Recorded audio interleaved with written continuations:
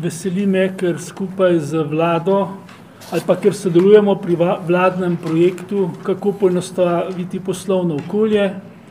V teh dneh seštevamo rezultate poslovanja za leto 2014 in prve ocene, prvi seštevki kažejo, da so bistveno boljši, kot smo jih imeli v letu 2013, da je rast investicij presegla 5%, da je izvoz presegel 28 milijard in pol, da je dodana vrednost narasla za skoraj 4%. Skratka, v preteklem letu smo dosegli precej dobrih rezultatov, istočasno pa seveda še vedno podjetja, če pravim kar tako kot rečejo, jamrajo, da je zelo veliko administrativnih ovir na slehernem koraku, ki po nepotrebnem zmanjšujejo njihovo učinkovitost in namen torej našega sodelovanja pri poslovnem SOS-u je, da tudi mi skušamo podjetja organizirati, da bodo svoje težave sporočala,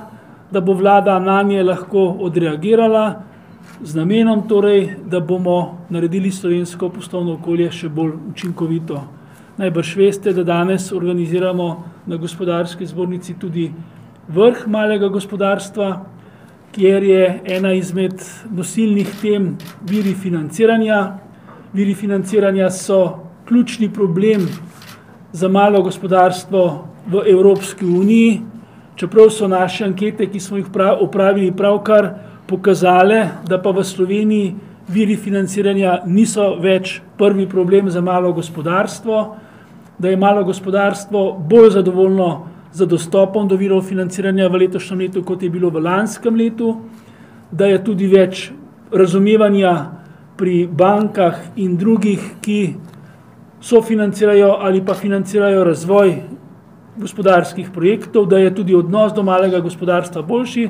Skratka, kar veliko je elementov, s katerimi lahko ugotovimo, da se poslovno okolje v Sloveniji izboljšuje, in če nam uspe odpraviti vsaj en delček teh najbolj kompliciranih postopkov in regulacije, ki duši malo gospodarstvo, potem mislim, da so razlogi za optimizem v Sloveniji trdnejši in realnejši. Kasneje na vrhu malega gospodarstva se naši gospodarstveniki sprašujejo, kako do denarja.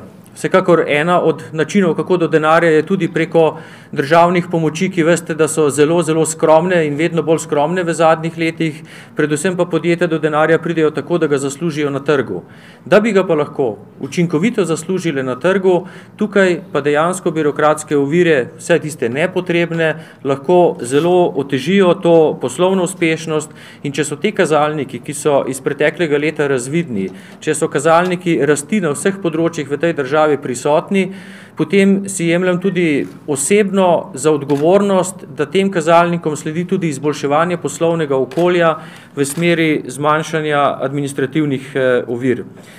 Da bi do tega zmanjševanja birokratskih ovir učinkovito prišli, je potrebno več dejavnikov. Prvič je to, da moramo v državni birokraciji dejansko dobiti konkretne primere, tiste, s katerimi se podjetniki srečujejo in jih najbolj motijo.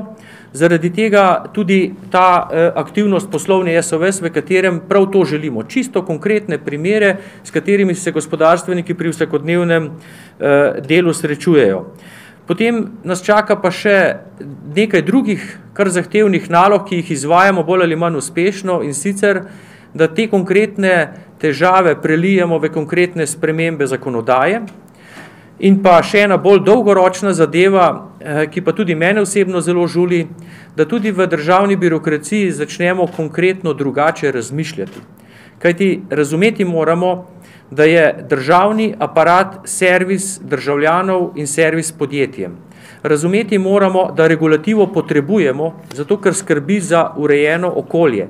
In če ne bi bilo okolje urejeno, potem bi še v večji meri prihajalo do anomalij, nepravilnosti, zlorabi, ne nazadnje država brez te regulative ne bi mogla funkcionirati, ker ne bi mogla zagotavljati virov za tiste javne službe, ki jih dejansko moramo organizirati, šolstvo, zdravstvo, kulturne dejavnosti in še marsikaj drugega.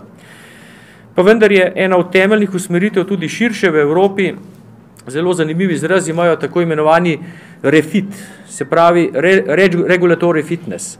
Treba je te omejitve, to regulativo postaviti v okvir, ki bo čim manj moteč za izvajanje osnovne gospodarske dejavnosti. Kako to delamo na vladi oziroma v okviru Ministrstva za javno upravo, že nekaj let in to delo samo še stopnjujemo z nastopom nove vlade. Vzpostavili smo tako imenovani enotni dokument, v katerem imamo zbirko več 100 posameznih primerov birokratskih ovir, za katere želimo, da se odpravijo ali zmanjšajo. Od tega z veseljem povem, da smo jih preko 100 že realizirali, izboljšali ali v celoti odpravili. Potem imamo portal Stop birokraciji, lahko si ga ogledate na internetu, kjer so vsi ti ukrepi dejansko dostopni in še več. Vidno je tudi, kdo je dolžan nek ukrep izvesti, kdo ga je že izvedel in kateri še čakajo na realizacijo. To pomeni, da je tudi javno dostopna statistika, kako uspešni smo pri odpravljanju birokratskih ovir.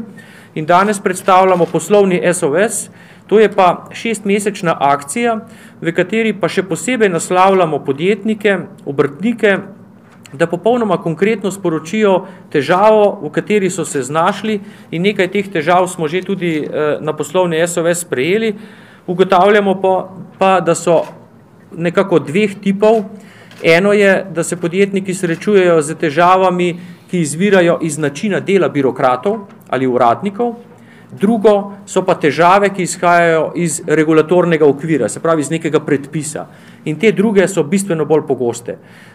Zato se bomo še naprej zelo trudili, da bi s temi čisto konkretnimi primeri tudi vršili pritisk na zakonodajalca, pritisk na pripravljavce predpisov, predvsem tistih podzakonskih aktov, ki so v pristojnosti ministrstev, da bi s to dodatno argumentacijo, kakšno konkretno težavo nek predpis predstavlja v praksi, imeli še dodatno vzpodbudo za to, da se ta predpis čim prej spremeni.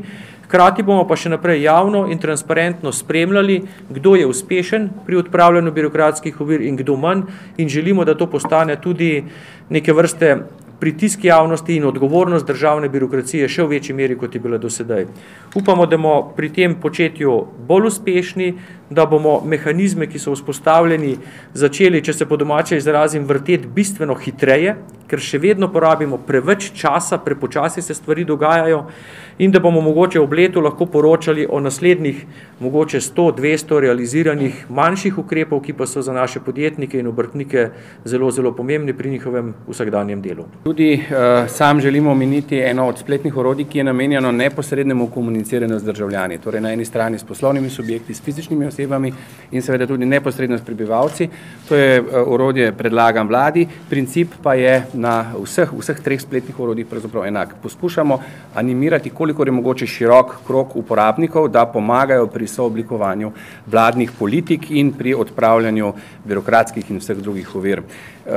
Predlagam vladi je zasnovan, kot sem rekel, podobno kot poslovni SOS, pomeni, da se zainteresirani subjekti prijavijo v sistem in opozorijo na napake. In če zdaj izhajam iz izkušenj predlagam vladi, ki je projekt, ki traja že 5 let, je projekt, na katerega lahko rečem, da smo, bom rekel, ponosni, ampak da smo zadovoljni, ker je na strani državljanov predlogov zelo veliko in tudi, to je potrebno poudariti, razumevanje znotraj javne uprave, znotraj državnih struktur se izboljšuje in ti predlogi dobivajo ustrezno pozornost in tudi mnogi od njih ustrezne odgovore, tudi uresničitev, tako da tudi s tem orodjem nekako pomagamo v komuniciranju, neposrednem komuniciranju z državljani in pa seveda pri sooblikovanju vseh teh vladnih politik, posebej še seveda politik, ki zadevajo odpravljanje birokratskih ovir. Tako da mislim, da je naše sodelovanje skupaj z Gospodarsko zbornico in Ministrstvom za javno upravo pri tem projektu bilo zelo uspešno in glede na izkušnje iz predlagam vladi sem prepričan, da bo ta projekt poslovni SOS dal ustrezne rezultate in bomo lahko čez leto dni poročali o čisto konkretnih izboljšavah in odpravah pogosto ne samo nesmislov, ampak tudi neumnosti.